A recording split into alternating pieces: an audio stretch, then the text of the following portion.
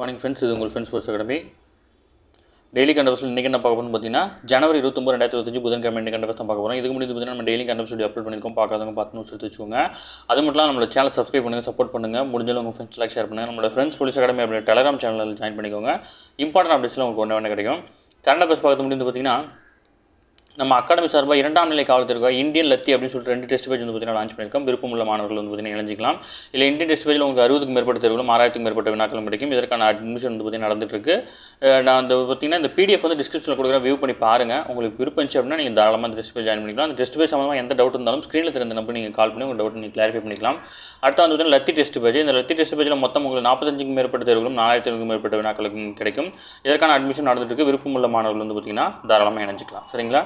அடுத்து வந்து பார்த்தீங்கன்னா நம்ம 2ஆம் நிலை காவல் தேர்வுக்காக ஒரு முழு மாதிரி தேர்வு வந்து பார்த்திங்கன்னா நடத்தியிருந்தோம். அந்த முழு மாதிரி தேர்வு வந்து பார்த்திங்கன்னா இலவசம் தான். இதற்கான கொஷின் பேப்பர் வந்து பார்த்திங்கன்னா நம்மளுடைய சேனல் வீடியோலேயே இருக்கும், வீடியோ டிஸ்கிரிப்ஷனில் இருக்கும். நீங்கள் டவுன்லோட் பண்ணி தாராளமாக டெஸ்ட் எழுதுங்க. நீங்கள் டெஸ்ட் எழுதி பார்த்தா தான் எதில் நீங்கள் வீக்காக இருக்கீங்க, எதில் ஸ்ட்ராங்காக இருக்கீங்க அப்படின்னு தெரிஞ்சிக்க முடியும். அதனால் இந்த டெஸ்ட்டு கண்டிப்பாக எழுதுங்க. டிஎன்யூஎஸ்ஆர்பி பேட்டர்னை யூஸ் பண்ணி தான் கொஷின் எடுத்துருக்கோம். இந்த கொஷின் எழுதும்போதே அந்த கொஷினை படிக்கும்போதே உங்களுக்கு தெரியும் இது டிஎன்யூஎஸ்ஆர்பி பேட்டர்னில் இருக்கா இல்லையான்னு சொல்லிட்டு. அதனால் தாராளமாக இந்த டெஸ்ட்டு எழுதுங்க. சரிங்களா? மறந்துட வேண்டாம். வாங்க ஃப்ரெண்ட்ஸ், கரண்ட் அஃபேர்ஸ் பார்த்துடலாம். ஃபஸ்ட்டு மத்திய பட்ஜெட் கூட்டத்தொடர் வந்து பார்த்திங்கன்னா நாளை மறுநாள் வந்து பார்த்திங்கன்னா தொடங்க இருக்குது. நாடாளுமன்ற பட்ஜெட் கூட்டத்தொடர் வந்து பார்த்திங்கன்னா வெள்ளிக்கிழமை, அதாவது ஜனவரி 31ஆம் தேதி வந்து பார்த்திங்கன்னா தொடங்க இருக்குது. ஓகேங்களா? நடப்பாண்டின் முதல் கூட்டத்தொடர் என்பதால் வந்து பார்த்திங்கன்னா தொடக்க தினத்திலிருந்து இரு அவையின் கூட்டத்தை வந்து பார்த்திங்கன்னா குடியரசுத் தலைவர் திரௌபதி முர்மு வந்து பார்த்திங்கன்னா உரையாற்றி தொடங்கி வைக்கிறார். அது மட்டும் இல்லாமல் மத்திய நிதியமைச்சரான நிர்மலா சீதாராமன் வந்து பார்த்திங்கன்னா அதனைத் தொடர்ந்து 8வது முறையாக பட்ஜெட் தாக்கல் செய்து உரையாற்ற இருக்கிறார். ஓகேங்களா? ரொம்ப முக்கியமான கொஸ்டின். ஆண்டினுடைய முதல் கூட்டத்தில் வந்து பார்த்திங்கன்னா இப்போ மத்திய அரசாக இருந்தால் குடியரசுத் தலைவரும், மாநில அரசாக இருந்தால் ஆளுநரும் வந்து பார்த்திங்கன்னா அவங்க பேசி தான் தொடங்கி வைப்பாங்க. இது ரொம்ப இம்பார்ட்டன்ட் கொஸ்டின். டிஎன்யூஎஸ் அடிக்கடி கேட்க கொஸ்டின், பாலிட்டி கொஸ்டின் நோட் பண்ணி வச்சுக்கோங்க. அடுத்து வந்து பார்த்திங்கன்னா ஆவடியில் இருக்கிற ஓசிஎஃபோட இராணுவ சீருடைகள் வந்து பார்த்திங்கன்னா தென் அமெரிக்காவுக்கு வந்து பார்த்திங்கன்னா ஏற்றுமதி செய்யப்பட்டிருக்கு. அதாவது இந்தியாவில் வந்து பார்த்திங்கன்னா முதல் முறையாக இந்தியாவில் இருக்கிற இராணுவத்திற்காக தயாரிக்கப்படக்கூடிய உடைகள் வந்து பார்த்திங்கன்னா தென்னாப்பிரிக்கா நாட்டில் இருக்கிற முக்கியமான ஒரு நாடு கரீனாம் அப்படின்ற நாட்டுக்கு வந்து பார்த்திங்கன்னா இந்த இராணுவத்துக்காக இந்த உடைகள் வந்து பார்த்திங்கன்னா அனுப்பப்பட்டிருக்கு. ஆவடியில் உள்ள முப்படைகளுக்கான சீருடை தயாரிக்கும் படைத்துறை உடை தொழிற்சாலை, அதாவது ஓசிஎஃப்னு சொல்லுவாங்க. இது வந்து பார்த்திங்கன்னா இந்த தொழிற்சாலை சார்பில் வந்து பார்த்திங்கன்னா இந்தியாவில் முதல் முறையாக வந்து பார்த்திங்கன்னா நம்ம ஏற்றுமதி பண்ணியிருக்கோம். ஓகேங்களா? படைத்துறை உடை தொழிற்சாலை வந்து பார்த்திங்கன்னா 1961ஆம் ஆண்டு தொடங்கப்பட்டுச்சு. ஆரம்ப காலத்தில் வந்து பார்த்திங்கன்னா இராணுவத்திற்கு மட்டும்தான் வந்து பார்த்திங்கன்னா அதில் உடைகள் தயாரிச்சுட்டு இருந்தாங்க. இப்போ வந்து மொத்தம் முப்படைகளுக்கும் தயாரிக்கிறாங்க. அது மட்டும் இல்லாமல் புல்லட் ப்ரூஃப் ஜாக்கெட் எல்லாமே வந்து பார்த்திங்கன்னா இங்கே தான் தயாரிக்கிறாங்க. ஓகேங்களா? முதல் கட்டமாக வந்து பார்த்திங்கன்னா தென் அமெரிக்காவில் உள்ள கரீனாம் அப்படின்ற நாட்டுக்கு வந்து பார்த்திங்கன்னா 4500 ராணுவ உடைகள் வந்து பார்த்திங்கன்னா அனுப்பப்பட்டிருக்கு. ஓகேங்களா? இதன் மதிப்பு வந்து பார்த்திங்கன்னா 1.71 கோடி ரூபாய் அப்படின்னு சொல்கிறாங்க.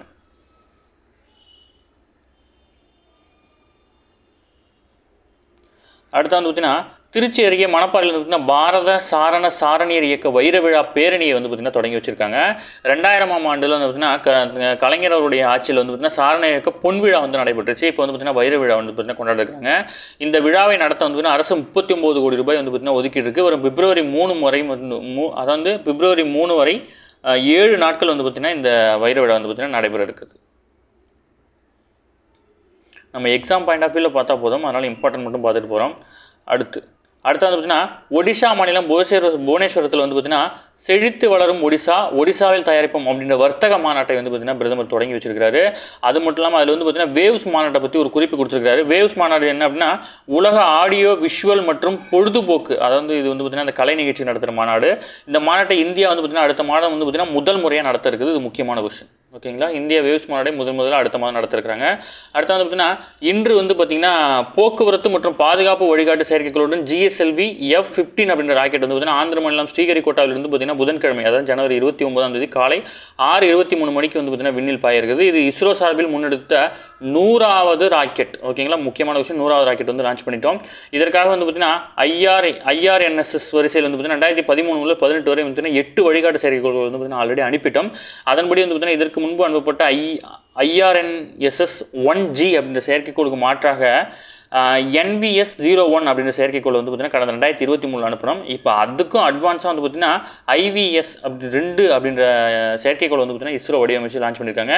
இந்த செயற்கைக்கோள் வந்து GSLV F-15 அப்படின்ற ராக்கெட் மூலம் வந்து பார்த்திங்கன்னா அனுப்பப்பட்டிருக்கு. ஓகேங்களா? முக்கியமான கொஸ்டின் நோட் பண்ணிக்கோங்க. டிஎன்யூஎஸ் கேட்கக்கூடிய கேள்வி தான். அடுத்து பெரும் செல்வமுள்ள கட்சிகள் பட்டியல் வந்து பார்த்தீங்கன்னா பாஜக வந்து பார்த்தீங்கன்னா தொடர்ந்து முதலிடத்தில் இருக்கிறாங்க. 7,113 கோடி வந்து பார்த்தீங்கன்னா அந்த கட்சி மட்டுமே கையிருப்பு வச்சுருக்கிறாங்க. ஓகேங்களா. அடுத்தது சட்டவிரோத குடியேற்றத்தை பற்றி ஒரு இது கொடுத்துருக்காங்க. இதில் வந்து பார்த்தீங்கன்னா அமெரிக்காவில் சட்டவிரோதமாக குடியேற்றிய பிற நாடுகளின் எண்ணிக்கையில் வந்து 1.1 கோடிவாக வந்து பார்த்திங்கன்னா இதில் வந்து பார்த்திங்கன்னா குறிப்பிட்ட நாட்டில் இருக்கிறவங்க மட்டும் இருக்கிறாங்க. இதில் வந்து பார்த்திங்கன்னா 48 லட்சம் பேர் வந்து பார்த்திங்கன்னா மெக்சிகோ நாட்டை மட்டும் சேர்ந்தவங்க. அதுக்கு அடுத்தபடியாக 2.7 லட்சம் பேர் வந்து பார்த்திங்கன்னா இந்தியாவிலேருந்து வந்து பார்த்திங்கன்னா அங்கே தங்கியிருக்கிறாங்க. அடுத்து மகா கும்பமேளா, இது நம்ம டெய்லியும் பார்க்கலாம். இது உலகின் மிகப்பெரிய ஆன்மீக திருவிழாவில் உண்டு. உத்தரப்பிரதேச மாநிலம் பிரயாக்ராஜில் நடக்குது. ஓகேங்களா. அடுத்தது இந்தியா அமெரிக்கா இடையிலான நல்ல ஒரு பிணைப்பு தான் என்ன உருவாக்குனுச்சு அப்படின்னு சொல்லிட்டு வந்து பார்த்தீங்கன்னா மைக்ரோசாஃப்டோட தலைமை செயல் அதிகாரி சிஇஓ வந்து பார்த்தீங்கன்னா சத்யா நாதல்லா வந்து பார்த்தீங்கன்னா தெரிவிச்சிருக்காரு. ஓகேங்களா. மைக்ரோசாஃப்டோட சிஇஓ வந்து பார்த்தீங்கன்னா சத்யா நாதல்லா. ஏன்னா நமக்கு ஒரு கொஸ்டின்ஸில் வந்து அந்த மாதிரி கேட்குறாங்க, இந்த நிறுவனத்தோட சிஇஓ யாருன்ற மாதிரி கேட்குறாங்க. அடுத்து வந்து பார்த்தீங்கன்னா நடப்பு டென்னிஸ் காலாண்டினுடைய முதல் கிராண்ட் ஸ்லாம் போட்டி ஆஸ்திரேலியா ஓப்பன் டென்னிஸில் நிறைவடைந்த நிலையில் வந்து பார்த்தீங்கன்னா சர்வதேச தரவரிசையில் வந்து பார்த்தீங்கன்னா கொஞ்சம் மாடிஃபிகேஷன் ஆயிருக்கு. இதில் வந்து பார்த்தீங்கன்னா டாப் 10 இடங்களை பொறுத்தவரை வந்து ஆஸ்திரேலியாவின ஓப்பன் சாம்பியனான இத்தாலியினுடைய யானிக் சின்னர் வந்து பார்த்தீங்கன்னா தொடர்ந்து முதலிடத்தில் இருக்கிறார். ஓகேங்களா. அதேமாதிரி பெண்கள் மகளிர் அணியில் வந்து பார்த்தீங்கன்னா பெலாரஸை சேர்ந்த அரினா சலபென்கா வந்து பார்த்தீங்கன்னா முதலிடத்தில் இருக்கிறாங்க. இப்போ ரீசெண்டாக நடந்த போட்டியில் இவங்க தோற்றிருந்தாலும் அவங்களுடைய புள்ளிகளுடைய பட்டியலின் அடிப்படையில் வந்து பார்த்தீங்கன்னா இவங்க முதலிடத்தில் வகிக்கிறாங்க. அடுத்து 38வது தேசிய விளையாட்டுப் போட்டி உத்தரகாண்ட் மாநிலம் டேராடூனில் வந்து பார்த்தீங்கன்னா செவ்வாய்க்கிழமை அதிகாரப்பூர்வமாக வந்து பார்த்தீங்கன்னா தொடங்கி வச்சிருக்காங்க. இதில் ராஜீவ்காந்தி சர்வதேச கிரிக்கெட் மைதானத்தில் வந்து பார்த்தீங்கன்னா நடைபெற்ற கண்கவர் நிகழ்ச்சியில் வந்து பார்த்தீங்கன்னா பிரதமர் மோடி கலந்துக்கிட்டார். இந்த நிகழ்ச்சியில் வந்து பார்த்தீங்கன்னா பார்வையாளர்கள் சுமார் 25,000 பேர் வந்து பார்த்தீங்கன்னா கலந்துட்டாங்க. 2036ஆம் ஆண்டு ஒலிம்பிக் போட்டி நடத்துவதற்கான வாய்ப்பு வந்து பார்த்தீங்கன்னா இந்தியாவுக்கு அதிகமாக இருக்கிறதா வந்து பார்த்தீங்கன்னா தெரிவிச்சிருக்காரு. நம்மளும் வந்து பார்த்தீங்கன்னா அப்ளை பண்ணியிருக்கோம். இந்தியா வந்து பார்த்தீங்கன்னா 2036 வந்து பார்த்தீங்கன்னா நாங்கள் ஒலிம்பிக் நடத்துறதுக்காக வந்து பார்த்திங்கன்னா அப்ளை பண்ணியிருக்கோம்.